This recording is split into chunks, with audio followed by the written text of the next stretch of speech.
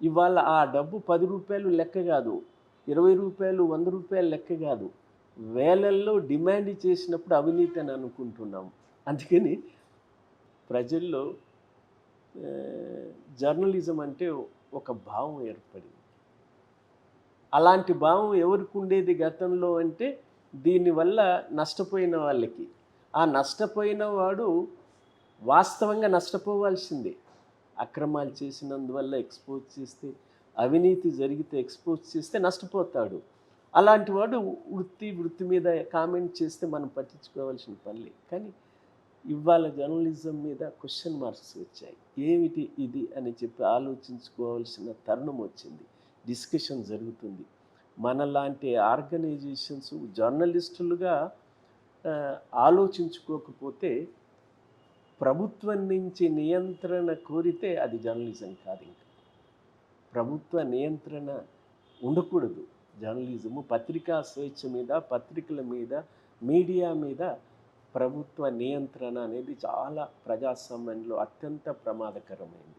అందుకని దాన్ని మనం ఆహ్వానించకూడదు. ఈ మధ్య సీఎం రేవంత్ రెడ్డి గారు జర్నలిజానికి సంబంధించినటువంటి ప్లాట్లు ఇచ్చేటువంటి సందర్భంలో ఓ ఘాటైనటువంటి వ్యాఖ్యలు చేశారు. మరి యూట్యూబర్స్ ఎందుకు అలా అనేటువంటి అంశాన్ని క్వశ్చన్ మార్క్లో పెట్టేసేసి ఉంచారు. సో దాన్ని మీరు ఎలా అర్థం చేసుకుంటారు? ఇది ముఖ్యమంత్రి రేవంత్ రెడ్డి గారు మొన్న చెప్పిన మాట కొత్తదనం కాదు. కాకపోతే వచ్చిన జనమంతా దాదాపు 2,000 మంది జర్నలిస్టు కుటుంబాలు, ఎక్కువ 90% వర్కింగ్ జర్నలిస్టులు లేదా చాలా కాలం జర్నలిస్టులుగా చేరి రిటైర్ అయిన వాళ్ళు ఆ కుటుంబాలు. కాబట్టి ఆయన చాలా స్పష్టంగా తన భావాన్ని చెప్పాడు. అంతకుముందు నేను కూడా చెప్పాను, మనలో జరుగుతున్నటువంటి పొరపాట్లు మనం సవరించకపోతే ఎవరు సవరించాలి? ప్రభుత్వం సవరించాలనే భావానికి వస్తే అది దుర్దినం.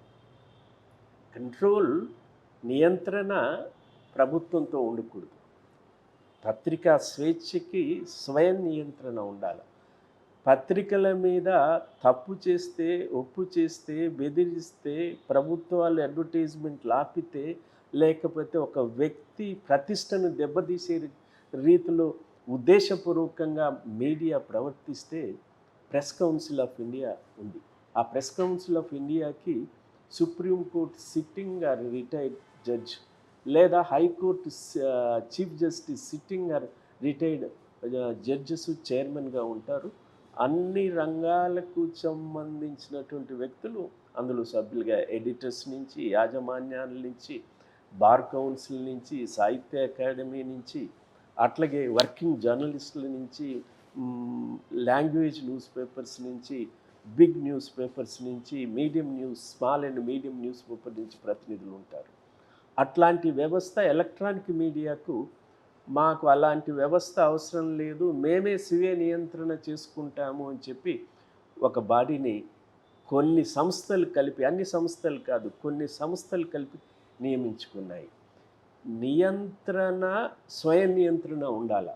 ఆ స్వయం నియంత్రణ ఇక్కడ జరుగుతుంది. యూట్యూబర్స్కు స్వయం నియంత్రణ ఎక్కడుంది చెప్పండి? ఏదైనా ఆర్బిటరీ సంస్థ ఉందా? ప్రెస్ కౌన్సిల్ ఆఫ్ ఇండియా మాదిరిగా టెలివిజన్ ఛానల్స్ ఏర్పరచుకున్నటువంటి ఆంబుడ్స్మెన్, ఆయన సుప్రీంకోర్టు జడ్జి, రిటైర్డ్ జడ్జి ఆంబుడ్స్మెన్గా ఉన్నాడు. వీటికి ఏమున్నాయి చెప్పండి? ఏ స్వేచ్ఛ అన్బ్రిడిల్డ్ కాదు,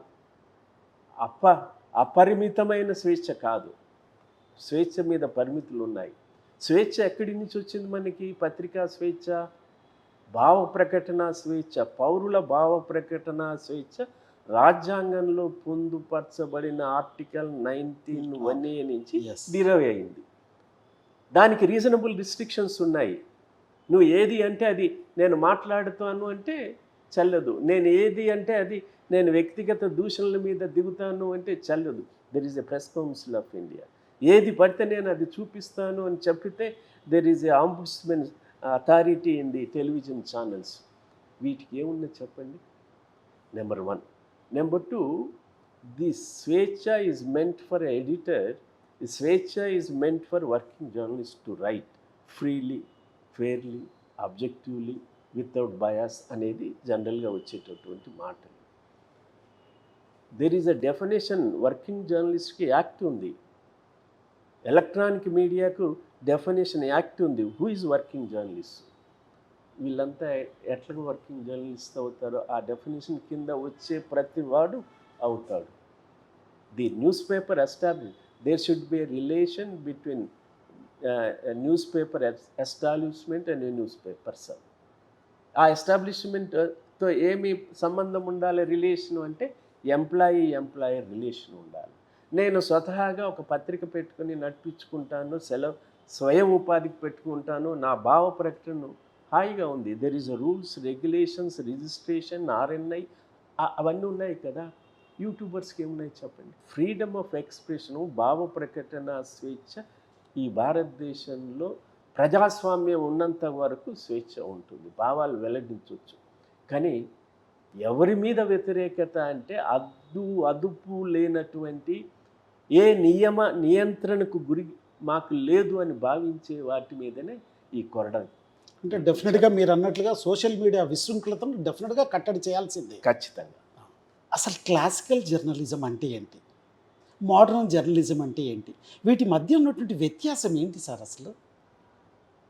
క్లాసికల్ జర్నలిజం కొత్త పదం మీ దగ్గర నుంచి వినేది. అవునా sir? Journalism is always a modern.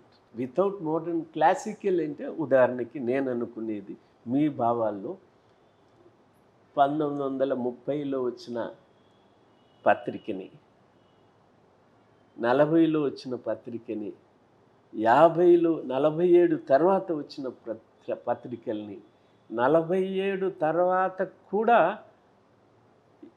ఎక్కువ మార్పులు 70, 75, 80వ దశకంలో చాలా మార్పులు వచ్చాయి.